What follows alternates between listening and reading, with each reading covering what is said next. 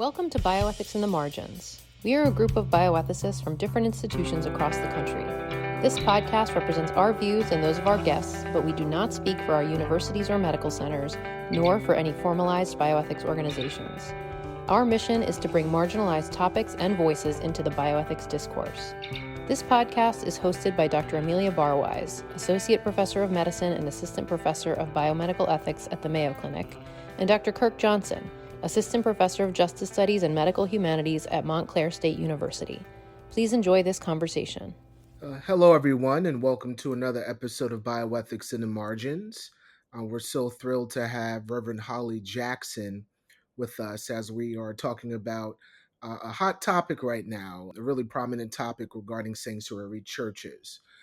A little bit about Reverend Jackson. Reverend Jackson is currently the Associate Conference Minister for Justice and Witness Ministries in the Central Atlantic Conference in the United Church of Christ. Also, Reverend Jackson has been the pastor at the United Church of Christ of Seneca Valley in Germantown, Maryland since 2016. She earned her Master of Divinity degree in 2012 from Wesley Theological Seminary, and she also holds a Master of Social Work from Fordham University and a Bachelor's in Social Relations and Public Policy from Michigan State University. She was honored to be named as a fellow in the Resilience and Leadership Program at Chicago Theological Seminary from 2018 to 2020. With over 25 years of experience in the wider church as a lay and clergy leader within the United Church of Christ, Reverend Jackson is passionate about the impact that communities have, particularly communities of faith, can have when they work together. Based on the truth that God is still speaking and active in this world, her ministry focuses on grounding ourselves in scripture, spiritual disciplines, and community so that we can practice loving our neighbors while doing the transformational work of justice. Reverend Jackson is married to her college sweetheart, Patrick, and has two young adult children. When not focusing on church or family, you will often find her singing, crafting, hiking, camping, reading, watching baseball, go Nats, as she proclaims one of her favorite teams, and also petting her cats and dogs or playing board games. So give a hearty Bioethics in the Margins welcome to Reverend Holly Jackson. Thank you all. I'm glad to be with you. Excellent, excellent. And we're so happy that you are with us today. So I know that you're clergy and you are in a particular interesting position in the United Church of Christ denomination. So before we dive into sanctuary churches and just to pick your brain about what's currently going on, I know it's an ever evolving situation. Can you tell us a little bit about what are your ministry responsibilities within the United Church of Christ within the Central Atlantic Conference? So, the Central Atlantic Conference is a pretty big conference. We stretch from New Jersey all the way down to Richmond, Virginia, and over to the coast to Delaware and back over to Shenandoah Mountains. So we have a lot of area that we cover, and in that I am staff support, meaning I help to resource the churches and clergy in what we call the Potomac Association, which are churches that are kind of in the DC down to Richmond area, and then the Chesapeake Association, which is really a lot of Baltimore churches and Annapolis churches. So I take care of that kind of geographical area. And then for the whole conference, my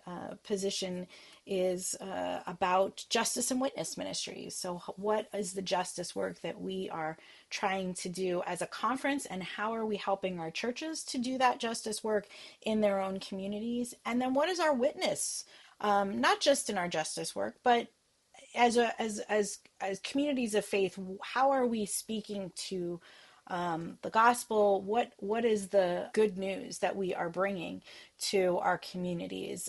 And so those are the areas that I am tasked with looking after and taking care of. Great, great. Thank you for providing that context for us.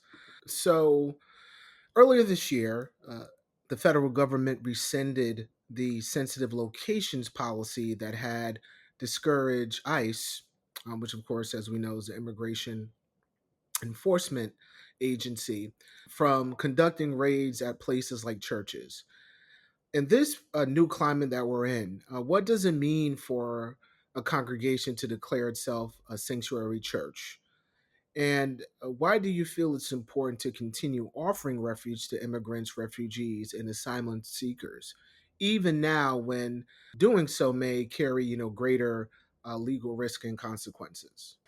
Yeah, so part of the reality is that shifting landscape. I remember, and I say I remember as if it was, many eons ago. It wasn't, but I remember a couple of years ago when there was there were various churches that were providing actual sanctuary to people, meaning as a way to not have to go into custody or not be deported. They were staying within actual churches, who were taking care of them and kind of giving them literal sanctuary.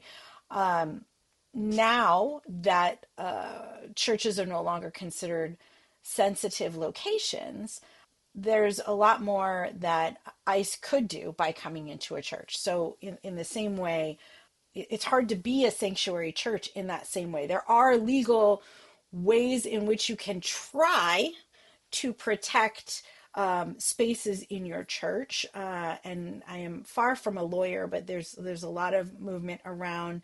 Can you declare that there are private spaces, because ICE is allowed into a public space, which most of our sanctuaries are public spaces, right? But is there like an office or a part of your church that you can declare is private and therefore off limits to the public, and therefore you could deny ICE to come in there? But because of the ways the landscape is shifting, and because that really limits the space in a church that might be considered off limits in a real way, sanctuary is not quite the same as it used to be in that way. However, I do still feel like it's really important for churches to say it is part of our faith that we embrace immigrants, that we are supposed to be caring for the resident aliens, as the Hebrew Bible calls it, among us, that we are supposed to be taking care of those who are in need, those who are seeking refugees.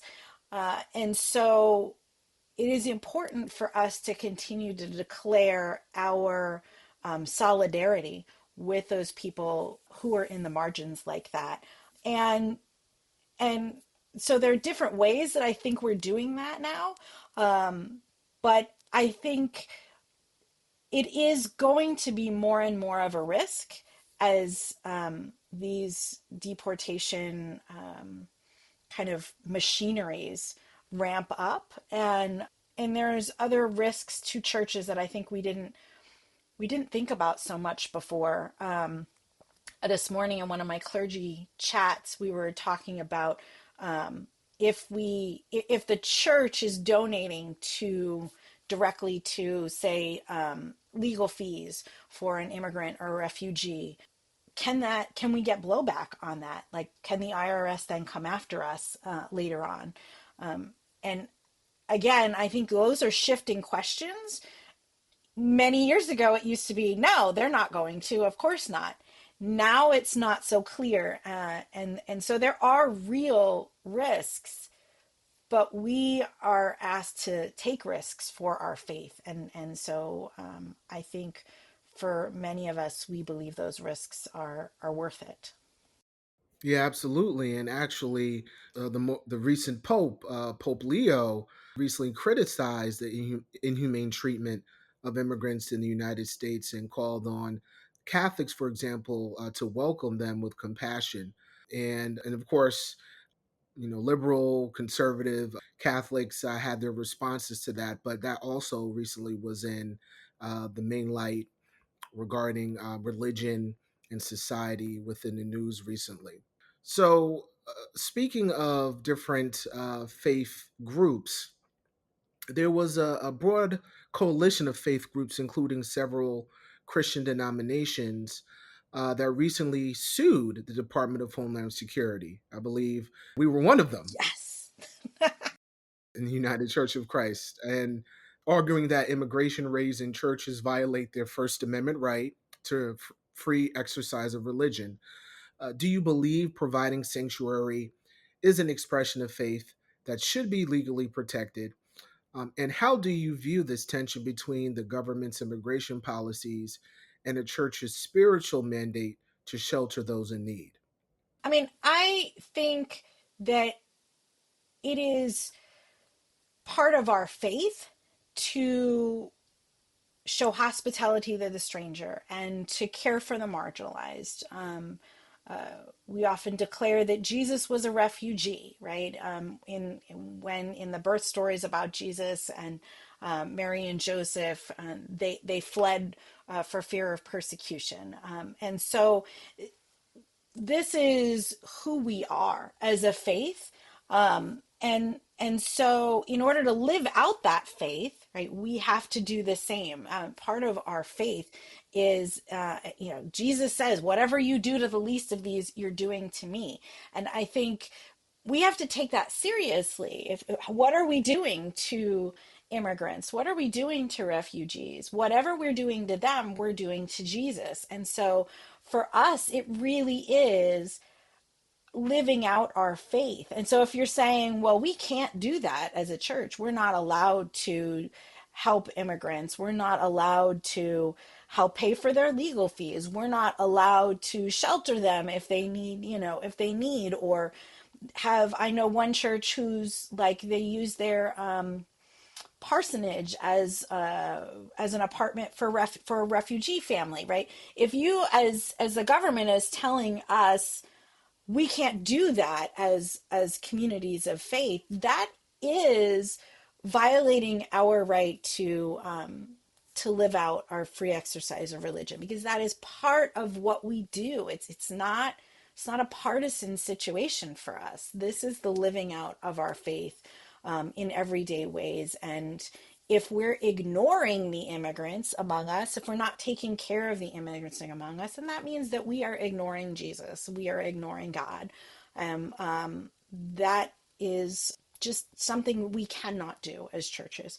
And so, I think we also need to remember that we have a separation of church and state in this country for a reason. And the church should not ever be an arm of the government, and vice versa. Where the government shouldn't be an arm of ours as the church. We separate ourselves, so we have to really live into that, and shelter those who need it, and at the end of the day, Jesus said, love your neighbor. I saw a sign the other day that said the new question of who is your neighbor is, are they illegal? But Jesus didn't say you only have to love these neighbors. Jesus said, love your neighbor. End of story. Not your legal neighbor, not your neighbor who looks like you, not your neighbor who follows the same cultural traditions that you do or speaks the same language that you do.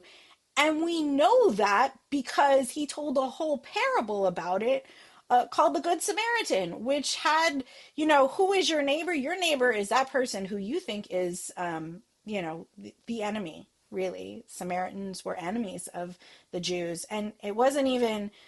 the Jews were the bad guys in that story. Like his fellow people were the bad guys in the story he wrote, that he told. The Samaritan was the good guy, which was unbelievable in that time. We lose the punch of that story because we water it down. But the question really was, who is my neighbor? That was the story he told in answer to that. And who is my neighbor is the person you least kind of think might be your neighbor. And so we have to answer that the way of our faith calls us to. And that's going to conflict right now with our government that is, quite frankly, obsessed with who has papers and who does not, and who is documented and who does not. And that's going to clash. And we have to be able to say, we are not an arm of the government. We're going to live out our faith differently. Thank you. And I should remind listeners that Kirk is also an ordained minister. So I'm feeling a little outnumbered here by these experts. I just wanted to touch on these state laws that are now being developed to criminalize harboring. And I believe Tennessee has a law that makes it a felony to harbor people without legal status. And obviously there's a concern then among leaders in the churches that will deter pastors potentially from carrying out faith-driven mission. So how concerned are you about these state-level crackdowns? Do you think they deter churches or sort of strengthen resolve in terms of welcoming strangers in accordance with their beliefs? So I am really concerned about state-level crackdowns. And I will say this is part of why I personally am increasingly convinced that we need to advocate on the state and local level. We need to know what our laws are on the state and local level. I live right outside of DC, and many of the churches that I've been involved with for many, many years, we are DC area churches. And sometimes the danger in that is that we spend way too much time thinking about what happens at the federal level, which is really important. Do not get me wrong. But I feel like one of the mistakes that we've made, not just in DC, around the country, is that we've then taken our eyes off of what happens at the local level. And the local level can really impact us so much in things like this, that you could have a state law that says it's a felony to harbor somebody. And even in your locality, you could have that. And we know that there have been localities and cities that have declared themselves sanctuary localities and cities, right? And said, we're not going to cooperate with ICE. And that makes a difference. And so, I live in Montgomery County, Maryland, which also is a sanctuary area. And so the local laws make a difference as to what happens locally in my area. So we really need to pay attention to that. We need to know what those local laws are, and we need to advocate locally for our neighbors that live right next to us. Because I do think they deter churches. I mean, they're obviously written to do that, right? Like not just to deter churches, they're written to deter anyone, but they do deter churches. One of the hardest things about churches is that we worry about risk and liability. To some extent, we have to, because it could shut us down, right? But it's also a question that almost immediately shuts down all the good work we'd like to do. Are we going to be liable for this? Are we going to get in trouble because of this? Are we going to have to pay a price for this? It should strengthen our resolve to say, it doesn't matter, we're going to go and do this anyway. But in many cases, it doesn't. And I have to go back to, when Jesus was arrested, all the disciples went, we don't know who you're talking about. We're going to walk away, right? Like that, it's this human, I don't want my neck to be on the chopping block. I don't want to be the one arrested. It becomes dangerous. I don't want to take that risk, and in some cases it's a real risk. I know how many churches have had their pride flags or Black Lives Matters banner stolen, taken down, maybe their church vandalized. Like, it is a real risk we're asking churches and faith communities to make by declaring we are on the side of those who are most often left out of our society. And so I do think we have to go in eyes wide open. Like, we need to know, what is our danger level? Like, we can't just lie to people and say, like, go ahead and do it. It doesn't matter.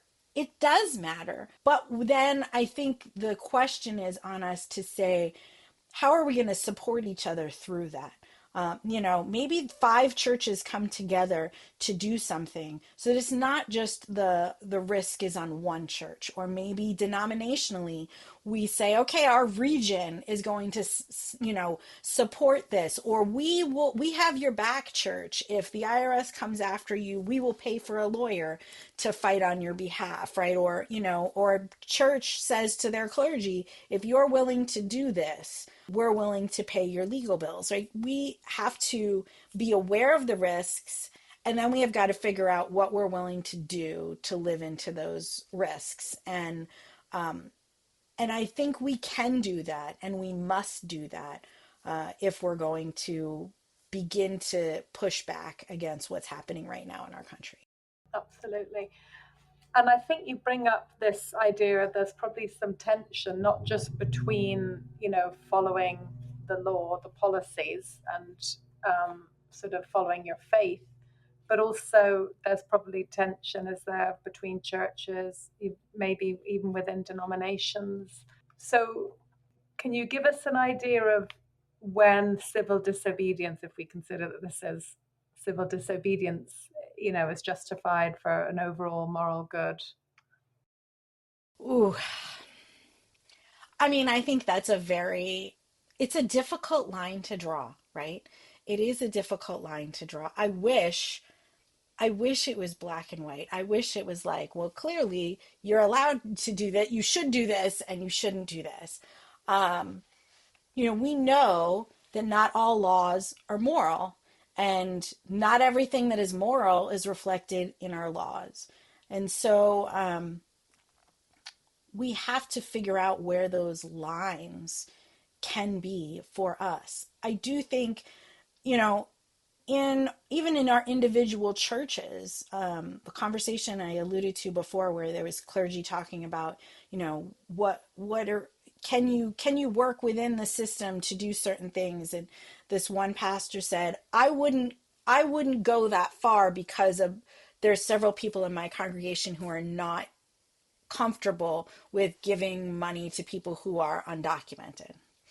And so, it puts clergy often in a very uncomfortable position of trying to thread the needle, of doing what we know we've been called to do and doing what's right. But you're sitting in a congregation where there can be people who can make your life very difficult as a clergy person if you go ahead and live that out, right? So there's always this work we're doing as clergy to try to educate people, to try to get people to understand where we're coming at this from, and why it matters. But how many stories do we have from our history of people who broke the law but did the right thing? And so and a lot of times those were people of faith who said, absolutely not. I know that God has called me to care for others and to love others, and this doesn't do that.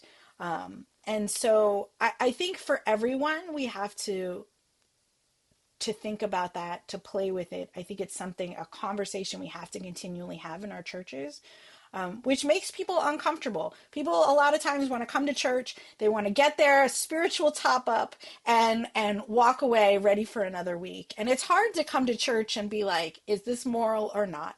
If it's legal, does that mean it's moral? How are we going to live into that? How are we going to deal with that? It's not an easy conversation to have, but it's absolutely necessary. It's part of what we are called to do. And, I think even in the gospel, there were plenty of times when, people would say to Jesus, well, it's the law, right? Whether that was religious law or civil law. And, Jesus was really about saying, okay, the law really is about, are you loving God and are you loving your neighbor? That's what we're supposed to be doing. So is the law reflective of that? Sometimes it is, and sometimes it's not. And when it's not, we have to figure out how we're going to push back against it. So I think it's difficult. I think it's a dilemma that we have to continually work on. But I also think we cannot shy away from it. We can't just, as faith leaders, be like, well, my congregation is uncomfortable with this, so I'm not going to bring it up. we have to bring it up because at the end of the day, it is our calling to love our neighbor and to love God, not to follow the law as it has been given to us. Those are two different things. No, thank you, Reverend Holly, for your reflection on that.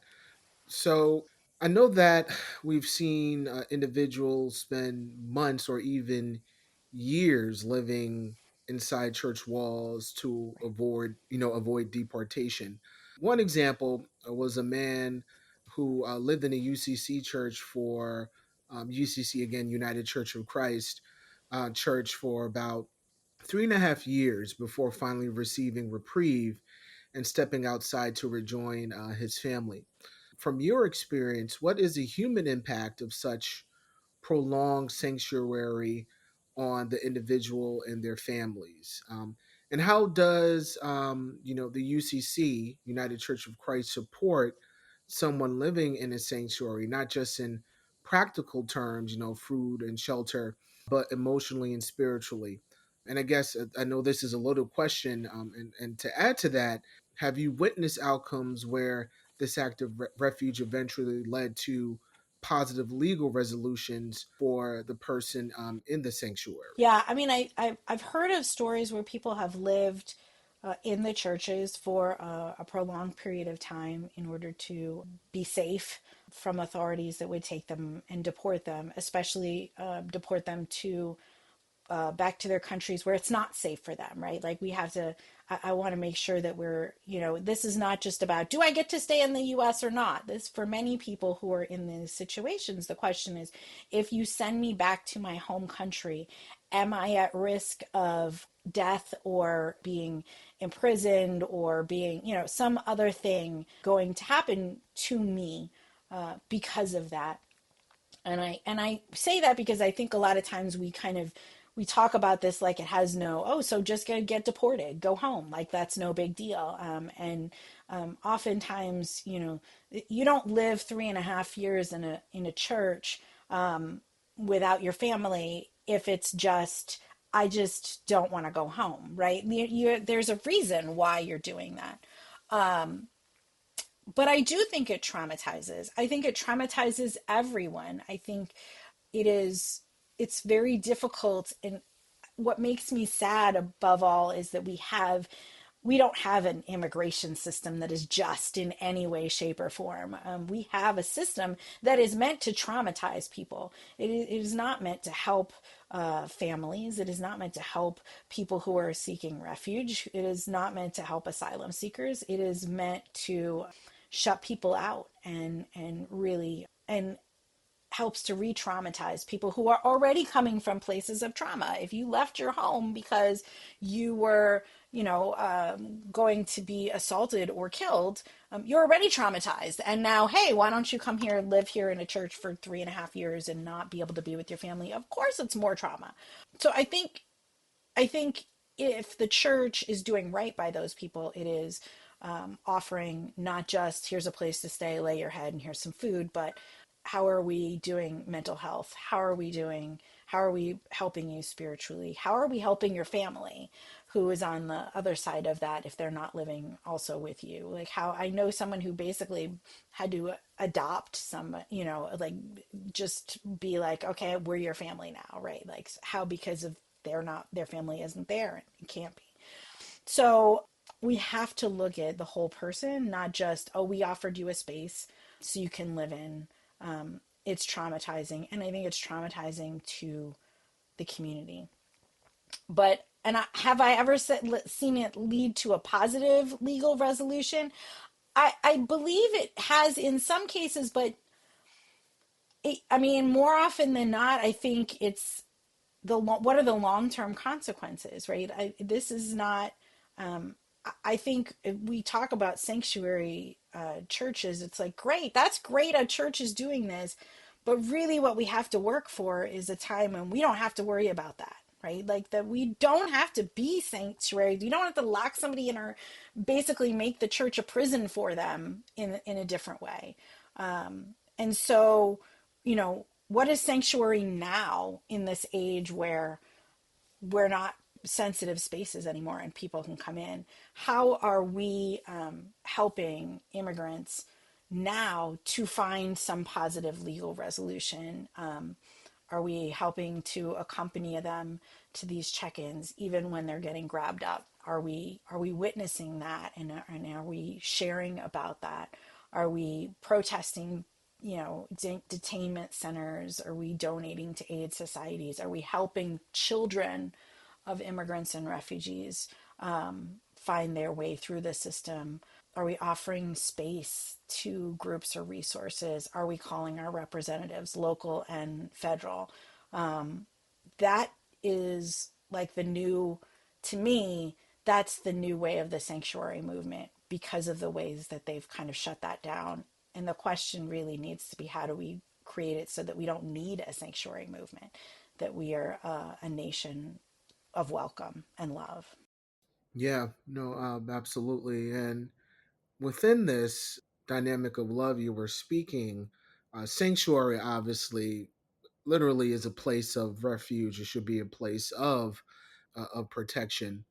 I'm curious because, of course, there's always critics, right? And critics of sanctuary churches often claim that offering refuge enables lawbreakers to evade justice, right? For example, you are protecting I guess the language individuals uses, criminals or, whatever, whoever from actually being arrested and to make our streets, safer. And folks do feel that way. In fact, when it ended the sensitive locations policy, the Department of Homeland Security said criminals will no longer be able to hide in churches to avoid arrest. On the other hand, faith leaders argue that sanctuary policies actually keep communities safer by building trust and protecting vulnerable families. What has been your experience regarding these, claims, and how do you respond to the narrative that you're harboring, criminals? Do you see sanctuary as enhancing the safety and moral integrity of the community rather than undermining the moral integrity and safety of a community? Yeah, I mean, I think there's so many levels to unpack in there, right? So, to me, if you are offering either sanctuary or you're offering to help out immigrants and refugees, like, they're a part of your community. And I think we're seeing this more and more as ICE is disappearing more and more people. These people are members of our community. They're our neighbors. They're people who work in the businesses around them. Maybe we see them every day. We have no idea whether they have documentation or not. Because I think I want to use that language because we need to push back against this narrative that we have people who are illegal. There are people who maybe do acts that are not legal, but again, what is legal and what is not? Is it moral? I think we have to say there are people who are documented and then there are people who are undocumented. And we have a whole bunch of people who kind of sit in the middle that nobody wants to talk about either, right? Like if if you're waiting on an asylum hearing, are you legal? Are you not legal? We don't even know what that means anymore.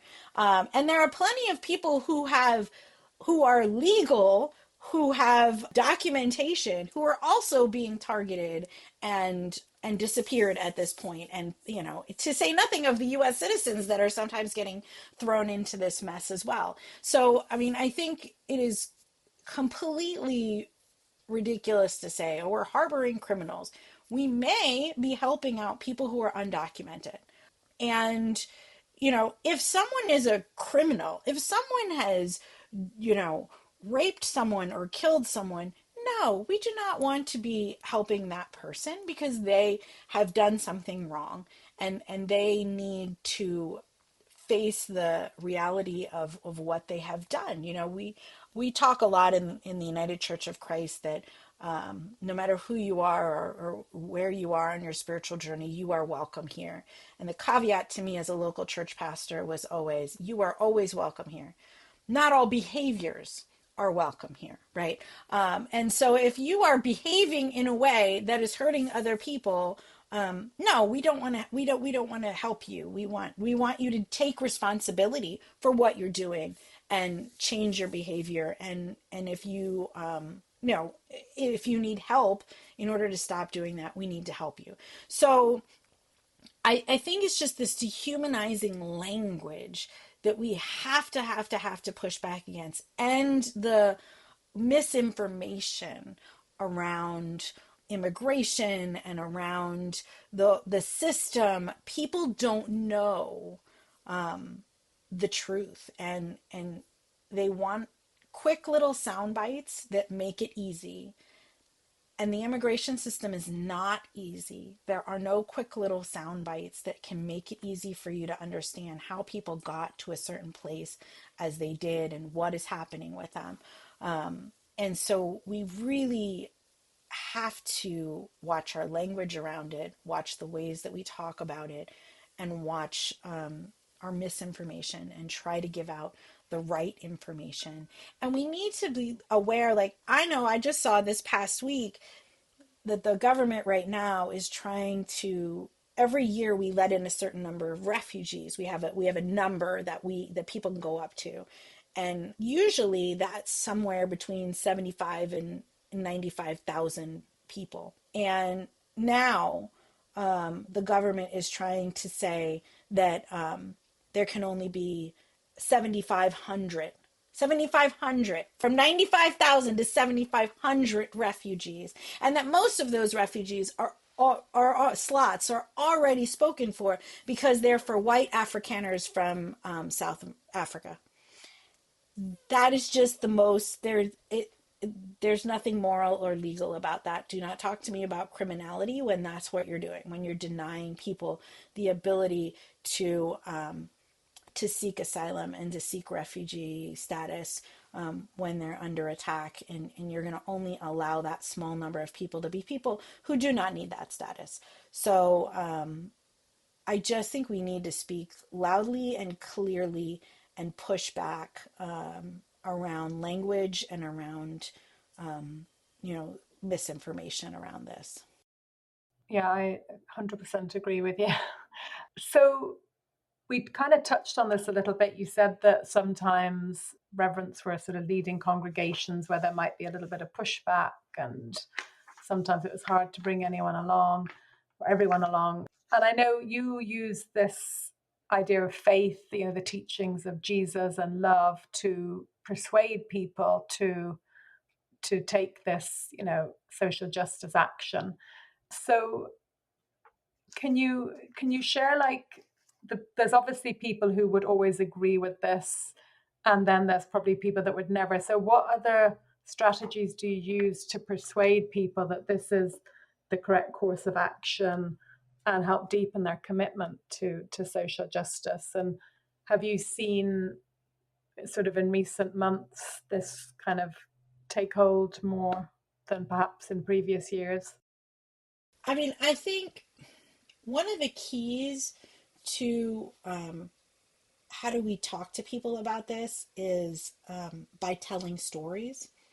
I think it is so meaningful when we stop talking about generalities that don't really impact people and talk about specific stories and say, okay, here's the specific story of this particular thing that happened.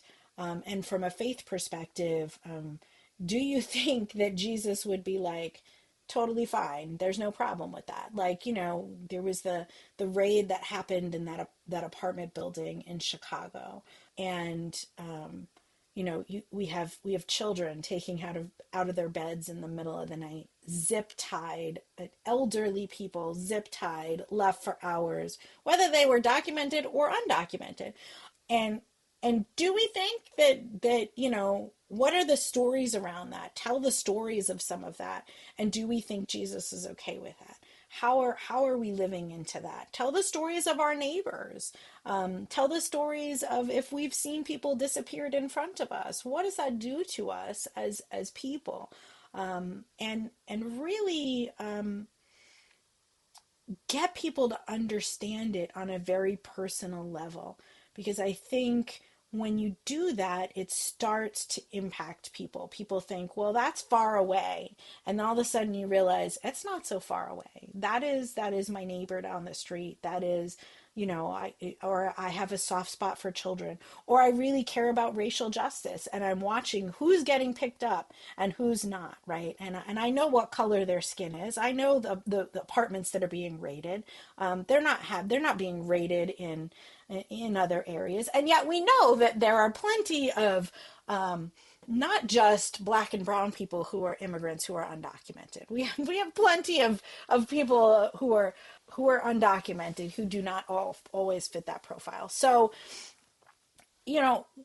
tell the stories about it, because that begins to make a difference. And I do think that we have to constantly educate people and constantly say, and come at it from many different ways. Come at it from, this is a spiritual question. Come at it from, this is even an economic question for us. So, people who are like, well, we can't do this because it's, we have to have we can't get rid of we have to get rid of undocumented people so that our people have the ability to get jobs. Well, let's be honest about that. Let's talk about that. Does that really work out? How does that work out? What is the economic impact? Really be honest about this. And for our communities, I think especially for communities of faith, part of what has become and what can become dangerous is we start to see ourselves in this little silo. We go into our church, we close our doors, and it's just us in here. It's not. We are a part of a community. What is happening in the wider community around us? Our churches need to know what is happening to their neighbors, and how do we care for our neighbors if we don't know that? So we need to know their stories, and we need to know the reality of the situation on the ground. Do I think that's going to solve every problem and make everybody believe it? No. But I do think that stories make a difference. And I think when we tell the stories, it's harder for people to dismiss it. And, even I think we've seen that more and more as people start to go, what is happening out there in the world? And we start to see news stories, which is why it so frustrates me when I feel like the media is not doing its job in really telling the story of what's happening, and allowing this false narrative of, well, we didn't really do anything wrong. Absolutely not. No, if we're watching the real camera work from witnesses on the ground, you start to see the absolute injustices that are being done, and we need to talk about that. I have just one more question, and I'm going to turn it back to Kirk to close this out. So I think a lot of this is probably also deterring people from coming to church. So what actions are churches doing to kind of display that they're a welcoming space, and regardless of people's immigration status, that they will be welcome to come and worship together, and they will get the support that they need? Yeah, I mean, I think that's still an ongoing question. I remember I was at a prayer vigil in Washington, D.C. after the federal takeover of D.C., and heard stories of people who in their church, because ICE knew that there was going to be a Spanish language service, basically had shown up a half hour beforehand and kind of surrounded the church. And so they just had to cancel their Spanish language services, because they didn't want to put their congregants in danger. And that doesn't matter whether you're documented or not. You're going to get looked at, right? Like if you're a brown person and you're walking in there and God forbid you're speaking Spanish, they're going to assume things about you that may or may not be true. But, it doesn't matter whether you're documented or undocumented in that time, you're going to get targeted. And so, that church had to cancel those services, which again is that's why we say we're not allowed to exercise our religion. We have lost our freedom of religion if we're having to cancel our services, because people are going to be targeted when they go there. The hard part is, how do we answer that, and how do we deal with it? I don't think we have a good answer for that yet. I would say to those pastors, it may be like you have to go to visit your people instead of having them come to the church, hang out in their communities. Maybe it's house church for a little while to keep people safe. And really speaking to the rest of the church. If you're a church that has English services and Spanish services, you better be speaking in your English services about the fact that you had to cancel your Spanish services. You better get people to understand that they have responsibility to the other people who are part of their church community, but who may not speak the same language that they do. And how do we stand up for that? I don't think we have great answers for that yet. I think these are one of the ways that we as churches are going to have to be creative, and we're going to have to think this through. And I think we are going to have to get out of our buildings and think about how do we come to join the people where they are in need, and be present with them, and not just the pastor, but the people too. How are we doing that? And I think it is the challenge of our time, and maybe in many ways the challenge that our churches need.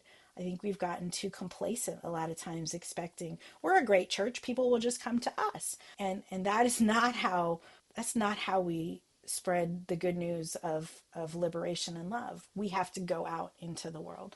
And so I hope that part of the side part of this is that churches go, wait a minute, we have to be creative, we have to rethink, and we have to show up in those places where people are being targeted, and stand up for them and figure out how to be the church in this moment in a different way. Yeah, absolutely. And we've talked a lot about what's going on currently, and not to dismiss or be dismissive of what's going on right now, but also trying to look ahead and see um, what does the future hold regarding the current climate that we're in. Um, I know over 25 years in the United Church of Christ, you've been serving. And of course, now you are a conference minister for associate conference minister for Justice and Witness. What encouragement or advice do you have for other faith communities considering becoming a sanctuary church, or just justice seeking in general? And what changes, either in policy or public attitude, would you like to see so that the burden of protecting this vulnerable population, right, our vulnerable neighbors, isn't falling solely on churches? And my last question is, how can everyday people, including our listeners today, get involved in defending the dignity and rights of immigrants in their own communities? Yeah, I mean, I think part of that is I spoke before about really knowing what the reality of the situation is. I think we have to really work to educate ourselves. Sometimes we poo-poo that. We go, oh, it's another book study, or we're another, study on this or study on that. But really, if people have no idea, we have to educate ourselves, right? We have to know our history before we can know where we're going next. And we have to be able to speak intelligently about it if we're going to actually push back against some of the rhetoric that is happening. And then we also have to know, what are our local laws? Like, how do we keep people safe? And how much things like, once somebody's detained, what are their rights? Do they have rights? If they're undocumented, what are the options for them?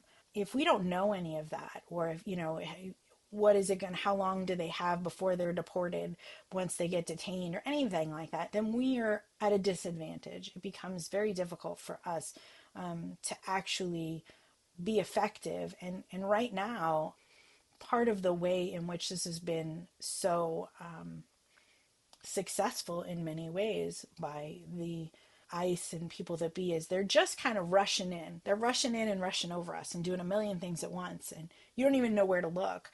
And I think the part of the problem is we get so overwhelmed that we go, I don't know what to do, and we just shut down, right? And It really feels like we're dealing with an onslaught of everything right now. And, and not all of us are going to be able to become warriors around immigration. So I want to say that too. Like, you can think this is terrible happening with immigration, but maybe in your church, you don't really live in an immigrant community. It's not really affecting you, but there's this other issue that is happening that's affecting your people and the marginalized around you. Don't feel like you have to become a sanctuary church, because that's not a working thing for you, but still work for the marginalized in your community, right? In my community, I live in a area that is 50% of the people who live here are foreign born. 50%.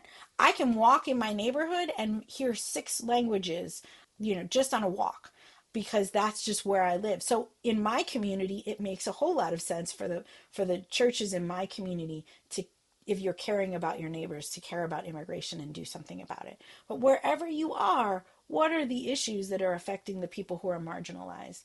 Do something about that. So, and know what it is, and stand up. And I really believe that the only way we are going to make it through this time is to begin to care for each other. I think one of the really hard things about what happened after the pandemic, for a little while during the pandemic, we were like, we're going to love each other and take care of each other. And then we stopped. And we didn't just stop, we went the other way. We were just going to get back to our lives. And so we're going to like just go into our own little silos. And it has allowed things like this to fester.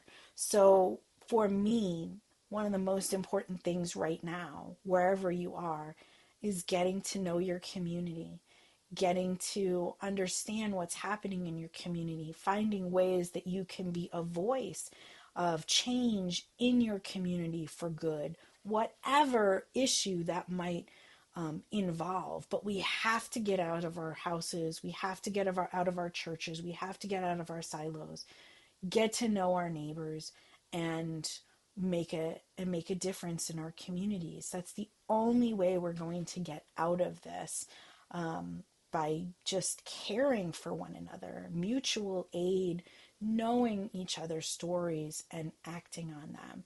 And that feels, we want somebody to go, just give us the easy thing we can do that's going to fix this. There isn't one. There isn't one. We have to live through this and push through it. I think it's possible. I think it's the only way through. It's the only way it's ever been. The only way through is, people coming together and saying, we are going to stand up for the marginalized together. That's the only way we've ever had change in this country. And I think we need to continue to do that as faith communities and as just as neighbors. It's we cannot hide ourselves away anymore. We have to get to know our neighbors and live that out. And in that way, I feel really good that the main message of my faith is love your neighbor.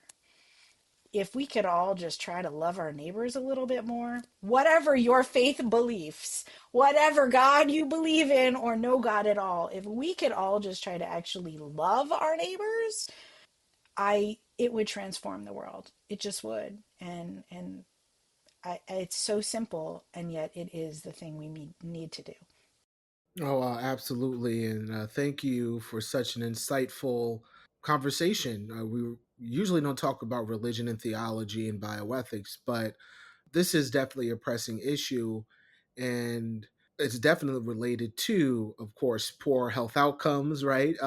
There's nothing healthy when you are stripped from a place of refuge and then, housed in a particular place that doesn't really treat you like a human being, right? So it is a very pertinent issue of our time, a moral issue of our current time, and we're definitely grateful for your insight and your experience in this field. So thank you so much for joining us.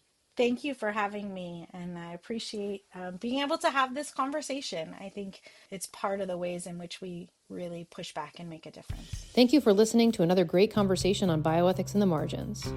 This podcast is hosted by Amelia Barwise and Kirk Johnson. Our producer is Elizabeth Chun. Our editor is Madeline Mahoney. Our theme music was written and produced by Pablo Portas. We are grateful for the assistance of Wendy Jung, and Gargi Pandey is our creative director. Nicole Strand is our advisor, and Steven Sodecki is our senior advisor. Join us again next time.